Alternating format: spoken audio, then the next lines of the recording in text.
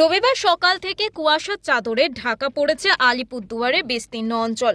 গত দুদিন ডুয়ার্সের আকাশে সামান্য সূর্যের দেখা মিললেও রবিবার আবহাওয়ার অবনতি ঘটে।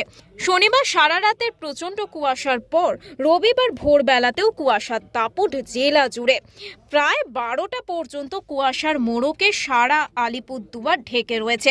যানবাহন চলাচলে সমস্যা হচ্ছে।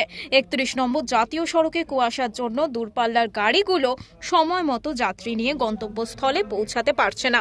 ক্রমশ তাপমাত্রা কমছে। ঠান্ডায় জড়ো সড়ো শহর থেকে শহরতলির মানুষ।